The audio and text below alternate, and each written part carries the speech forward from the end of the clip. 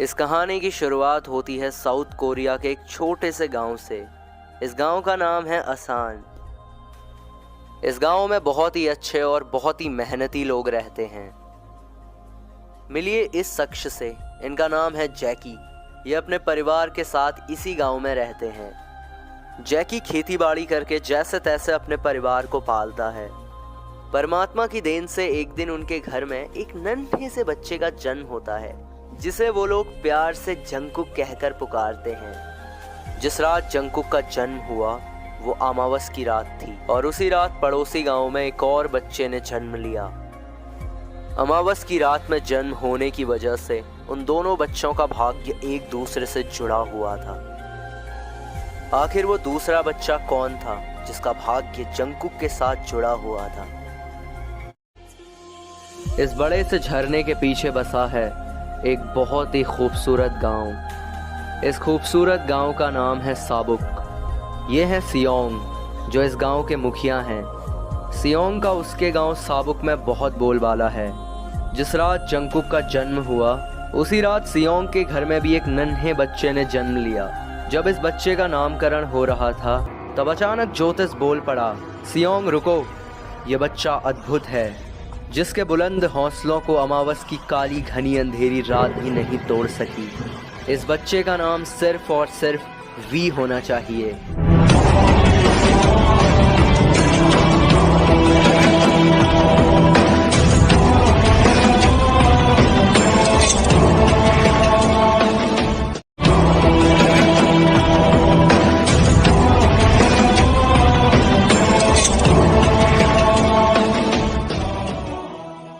और इतना कहकर वो ज्योतिष वहां से जाने लगता है और जाते जाते ज्योतिष उनसे एक और बात बोलता है कि एक और अद्भुत बच्चा जन्म ले चुका है जिसका भाग्य आपके बेटे के साथ जुड़ा हुआ है। इन दोनों के जन्म के पीछे एक बहुत बड़ा मकसद है और सही समय आने पर कुदरत इन्हें खुद ब खुद मिलाएगी। एक तरफ जहां वी का जन्म गांव के सबसे रईस परिवार में हुआ, वहीं दूसरी तरफ जंकुक का जन्म बहुत ही गरीब परिवार में हुआ। एक और जहां वी का जीवन शानो शौकत और खुशियों में बीत रहा था, वहीं जंकुक का जीवन संघर्ष और कठिनाइयों से भरा हुआ था। लेकिन समय इन्हें किस ओर ले जाने वाला है इसका इन्हें कोई बोध न था। कहते हैं कि समय किसी के लिए नहीं रुकता है, चाहे वो अमीर हो या गरीब। कालचक्र चलता गया और समय के साथ साथ जंकुक और वी बड़े होते गए। भले ही दोनों का जीवन अलग अलग परिस्थितियों में बीता, लेकिन बचपन से ही दोनों पढ़ाई लिखाई खेल कूद हर चीज में एक समान थे। प्रकृति का एक नियम है जिसे परिवर्तन कहते हैं। परिवर्तन जो समय के साथ व्यक्ति को परिवर्तित कर देता है। लेकिन बढ़ता काल चक्र भी जंकुक और वी की मंजिल को परिवर्तित नहीं कर सका। नियति का खेल तो देखो, दोनों अपनी आगे की पढ़ाई करने के लिए साउथ कोरिया के सबसे बड़े college the Busan of arts college में आ पहुंचे। क्या नियति जंकुक और वी को एक दूसरे से मिलाएगी?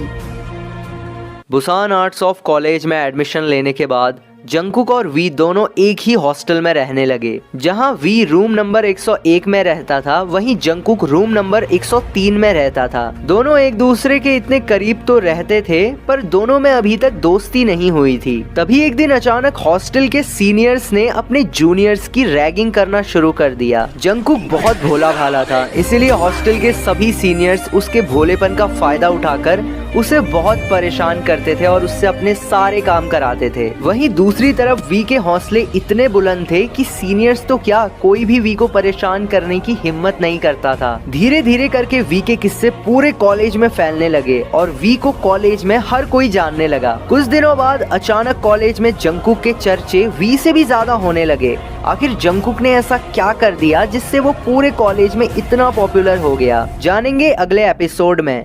कॉलेज में जब हर तरफ जंकुक की तारीफें होने लगी और वो सीनियर्स भी जो जंकुक को बहुत परेशान किया करते थे, वो भी अब जंकुक की इज्जत करने लगे थे। हर जगह जंकुक के बारे में सुनकर वी ने सोचा कि आखिर ये जंकुक है कौन और आखिर इसने ऐसा क्या कर दिया है। वी ने जंकुक को पहले कभी नहीं देखा था, इसीलिए वी ने अपने एक दोस्त से पूछा यार ये जंगकुक है कौन और इसने ऐसा क्या कर दिया है। तभी वी का दोस्त बोलता है, क्या तुम्हें जंगकुक के बारे में नहीं पता? अरे वो तो हमारे कॉलेज का हीरो है, हीरो।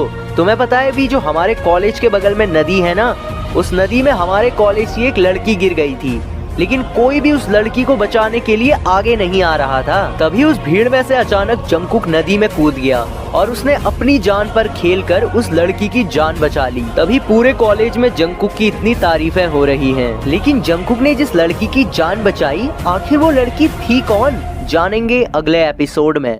जंगकुक ने जिस लड़की की जान बचाई थी, वो लड़की और कोई नहीं बल्कि कॉलेज के प्रिंसिपल की बेटी थी, जिसका नाम था आयु। अब जंगकुक के बारे में इतना सब कुछ जानने के बाद वी के दिल में जंगकुक के लिए इज्जत और बढ़ जाती है और तभी वी सोचता है कि क्यों ना मैं एक बार जंगकुक से मिल लूं। फिर वी पूरे कॉलेज में जंगकुक के बारे में सभी से पूछने लगता है कि ये जंगकुक कहाँ मिलेगा। लेकिन पूरे कॉलेज में किसी को भी ये नहीं पता होता है कि जंगकुक कहाँ रहता है, इसीलिए वी निराश होकर बैठ जाता है। वी को निराश बैठा देखकर उसका दोस्त उससे पूछता है, क्या हुआ, तुम यहाँ अकेले क्यों बैठे हो? तो वी उसको सारी बात बताता है। पूरी बात सुनने के बाद वी का दोस्त बोलता है, अरे तुम बस इतनी सी बात पे परेशान हो रहे हो, तुम ऐसा करो, यहाँ से सीधा स्टाफ रूम में जाओ, वहाँ तुम्हें रजिस्टर से जंगकुक का पूरा पता मिल जाएगा और रजिस्टर से तुम्हें जंगकुक का रूम नंबर भी मिल जाएगा और फिर तुम जंगकुक के रूम में ही जाकर उससे बात कर लेना।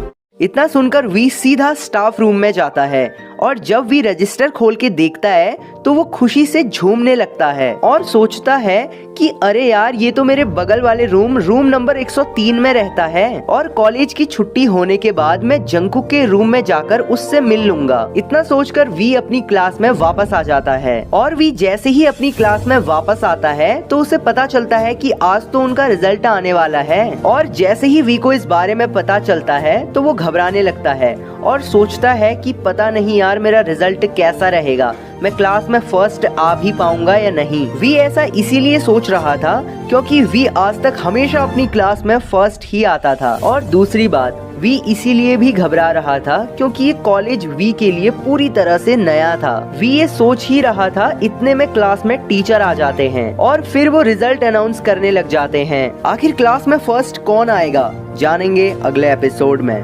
टीचर क्लास में आकर रिजल्ट अनाउंस करने लग जाते हैं और वो बोलते हैं क्लास में थर्ड पोजीशन पे है ली और सेकंड पोजीशन पे है वी और फर्स्ट पोजीशन पे है जंगकुक। और फिर क्लास के सारे बच्चे इन तीनों के लिए तालियां बजाने लगते हैं और फिर तीनों बच्चों को अवार्ड लेने के लिए आगे बुलाया जाता है। ली और वी तो अपना अपना अवार्ड ले लेते हैं, लेकिन जंगकुक अपना अवार्ड लेने के लिए आगे नहीं आता। फिर टीचर वापस कहते हैं, Jungkook please come on the stage, लेकिन फिर भी जंगकुक आगे नहीं आता। इतने में जंगकुक के क्लास टीचर कहते हैं कि आज शायद जंगकुक अब्सेंट है। फिर उनके टीचर कहते हैं कि चलिए कोई बात नहीं, जंगकुक दूसरे दिन अपना अवार्ड ले लेगा। इतना कहकर टीचर क्लास से बाहर चले जाते हैं। फिर क्लास के सारे बच्चे वी और ली को बधाई देने लगते हैं, लेकिन वी ये सोच रहा होता है कि आज शाम को कुछ भी करके मैं जंगकुक को बधाई भी दे दूंगा और उससे मिल भी लूंगा। क्या आज शाम को वी जंगकुक से मिल पाएगा, जानेंगे अगले एपिसोड में। कॉलेज की छुट्टी होने के बाद वी जंगकुक से मिलने के लिए सीधे जंगकुक के रूम में जाता है और जैसे ही वी जंगकुक के रूम के बाहर पहुंचता है